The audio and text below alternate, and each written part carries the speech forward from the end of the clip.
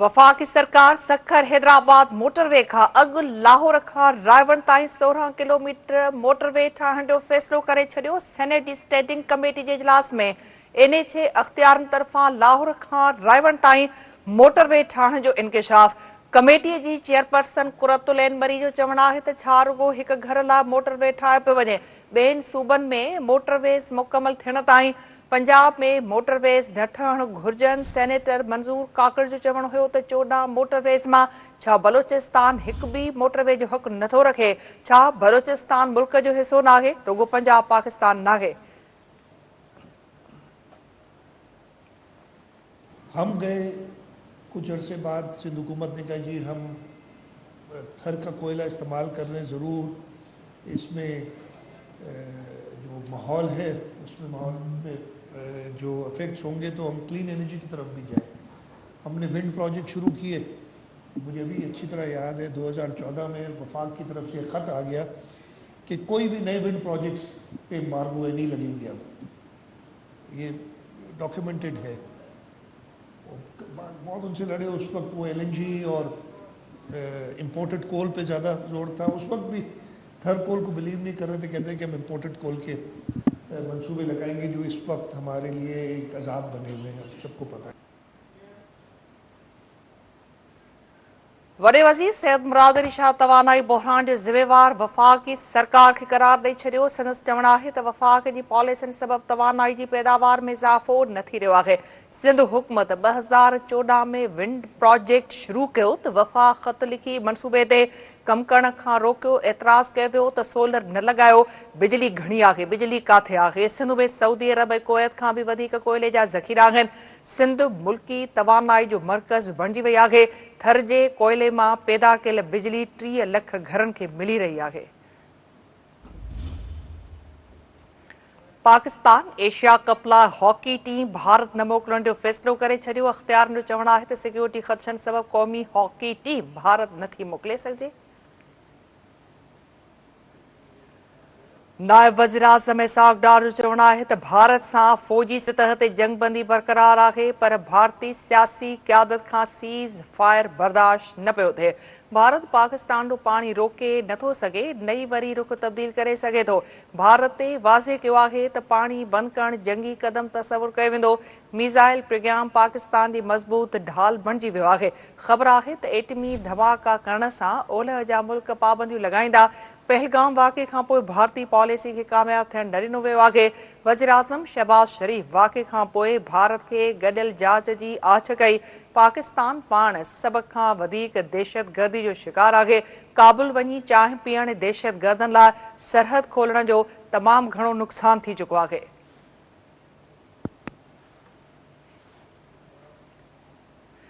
परडेही office के तर्जुमान शफकत अली चयो आहे त PP चेयरमैन बिलावल भुट्टो ज़रदारी के शख्स के भारत हवाले करण की ॻाल्हि न कई आहे। बिलावल भुट्टो ज़रदारी के इंटरव्यू बाबत संदसि तर्जुमान बेहतर ॿुधाए सघे थो। भारतीय क़ौमी सलामती के सलाहकार अजीत डोल जो बयान गुमराह कंदड़ आहे। पाकिस्तान अंदर दहशतगर्दी के वाक़िअनि में भारत मुलविस आहे। अफगानिस्तान में दहशतगर्दनि ॾांहुं महफ़ूज़ थाक आहिनि। सिंतास मुआहिदो 24 करोड़ माण्हुनि जी ज़िंदगी ऐं मौत जो मसइलो आहे। अमरीका सां वापारी मुआहिदे लाइ सीनियर अमलदार राब्ते में आहिनि। पाकिस्तान ब्रिक्स जे मेंबरशिप हासिल करण जो ख़्वाहिशमंद आहे। स्टील मिल्स खे बहाल करण जी कोशिश कई पई वञे।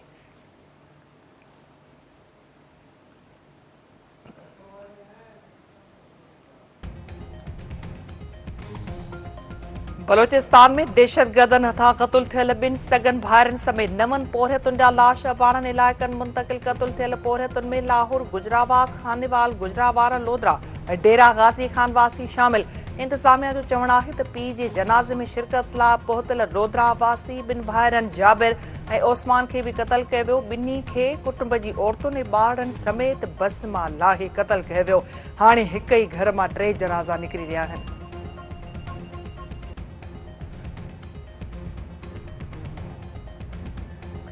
पीपल्स पार्टी वफ़द जी JUI सरबराह मौलाना फज़ल रहमान सां मुलाक़ात। KP में सेनेट जी चूंडुनि समेत मुल्की सूरतहाल ते ॻाल्हियूं। KP जे गवर्नर फैसल करीम कुंडी जो चवण आहे त नंबर पूरा थियण ते KP जे वॾे वज़ीर ख़िलाफ़ बेतमादी रिथ आणे सघे थी।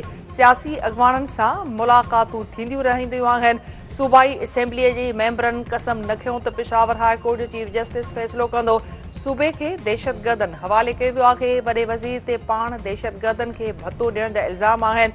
अली अमीन गंडापुर अञा इल्ज़ामनि जी तर्दीद न कई आहे।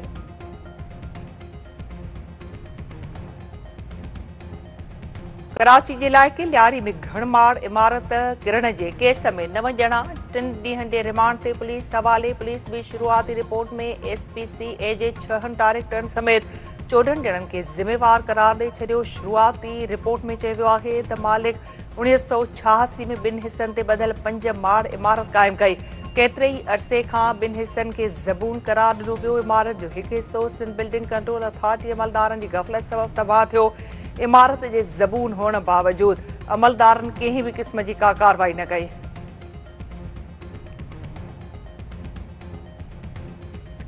कराची जे इलाइक़े डिफेंस में पुरसरार नमूने फ़ौत थियल अदाकारा हुमेरा असगर लाहौर में मिटीअ मां हवाले। संदसि लाश 8 खां 10 महीना पुराणो हुअण जो इंकशाफ। शुरूआती पोस्टमार्टम रिपोर्ट साम्हूं अची वई। रिपोर्ट में चयो वियो आहे त हुमेरा असगर जो लाश 8 खां 10 महीना पुराणो आहे। जिस्म जे हेठें हिसे जो गोश्त मुकमल तौर ख़तम थी चुको आहे। जिस्मानी हालत मां ज़्यादती जो पतो लॻाइण मुमकिन न आहे। ईरान हिकु दफ़ो ॿीहर अमरीका सां ॻाल्हियूं शुरू करण ते राज़िपो ज़ाहिर करे छॾियो। ईरानी परॾेही वज़ीर अब्बास इराक़ची जो चवणु आहे त ईरान अमरीका सां गॾियल एतिराम जे बुनियाद ते ॻाल्हियूं शुरू करण लाइ तयारु आहे। अमरीका खे ॻाल्हियुनि दौरान ईरान ते हमला न करण जी ज़मानत ॾियणी पवंदी। अमरीका ग़लतियुनि जो अज़ालो करे त ॻाल्हियूं ॿीहर शुरू थी सघनि थियूं।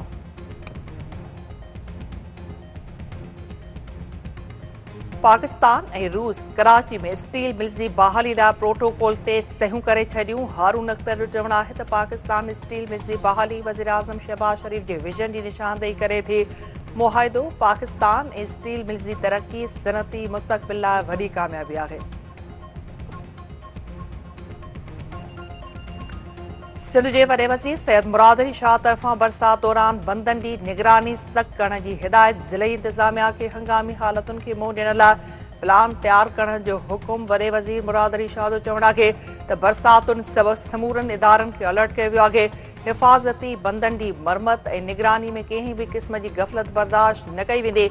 बरसातुनि सबबि शहरी ॿोॾि जो ख़तरो बरक़रार रहंदो।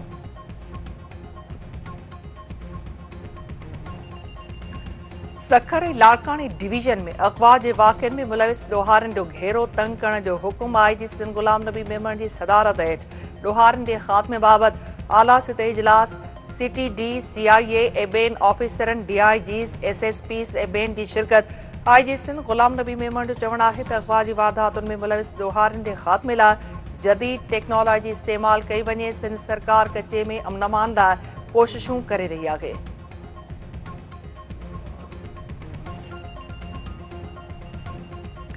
NPP सरबराह गुलाम मुर्तज़ा जदोई चयो आहे त हुक्मराननि कानून ऐं इंसाफ़ जा बखिया उॾेड़े छॾिया आहिनि। रोज़ानो मथनि को न को केस दाख़िल थी रहियो आहे। पुलिस ते हमले जे केस में का सचाई नाहे। हू जेल मां हमले जी हिदायत कीअं ॾेई सघे थो। दहशतगर्दी टोड़ अदालत में ॿुधणी दौरान 5 ज़िलनि जी पुलिस तलब करे हिसायो वेंदो आहे। नौशेर फिरोज़ जी अदालत तरफ़ां जतोई भाइरनि ते पुलिस ते हमले केस जी ॿुधणी 9 अगस्त ताईं मुलतवी।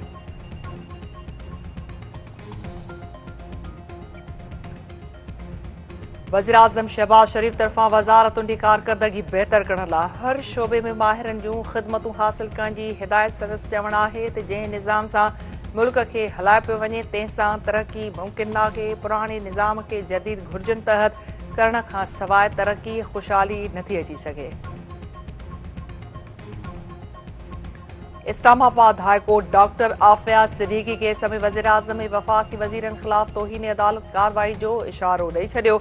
जस्टिस इजाज़ इसहाक़ ख़ान रिमार्क्स ॾींदे चयो आहे त अमरीकी अदालत में केस जी पैरवीअ खां इनकार जा सबब पेश न कया विया आहिनि। जेकॾहिं रिपोर्ट पेश न थी त वज़ीर आज़म ऐं वफ़ाक़ी वज़ीरनि ख़िलाफ़ तौहीन अदालत कार्रवाई थींदी।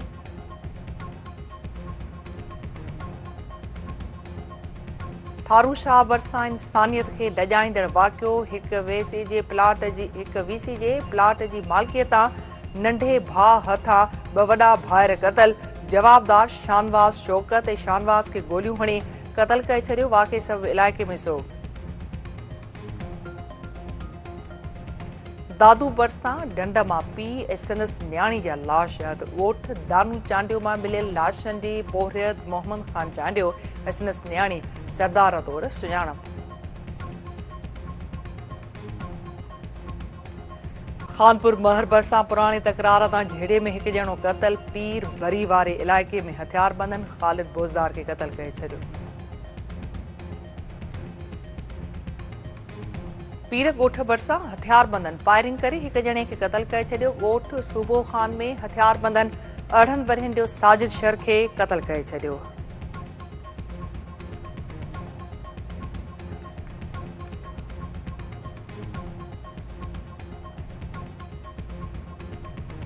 अगड़ा भरिसां ज़मीनी तकरार तां झेड़े में औरत क़तल। ॻोठ कंड गोपांग में सईदा कल्होड़ो गोलंडो खाज वाक़े खां पोइ धुरियुनि में छिगता। भिरिया सिटी भरिसां मुबैना पुलिस मुक़ाबले में हिकु हथियारबंद मारिजी वियो। हिकु अहलकार ज़ख़्मी। मारिजी वियल हथियारबंद जी अल्ताफ़ सब्ज़ोई तौर ते सुञाणप। हथियारबंद गोलियूं लॻी वियूं। 2 फुरकियल मोटरसाइकिलियूं हथ करण जी दावा।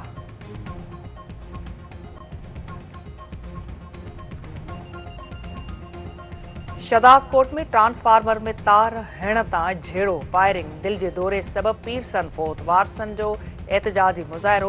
लाश थाणे अॻियां रखी धरणो। ऐं इंग्लैंड जे दौरे लाइ पाकिस्तान ए टीम जे 18 रुकनी स्क्वाड जो ऐलान। टीम जी क़यादत टेस्ट क्रिकेटर सऊद शकील कंदो। लाड़काणे सां तालुक़ रखंदड़ फास्ट बॉलर मुश्ताक कल्होड़ो ऐं सुलेमान बमरो बि स्क्वाड में शामिल।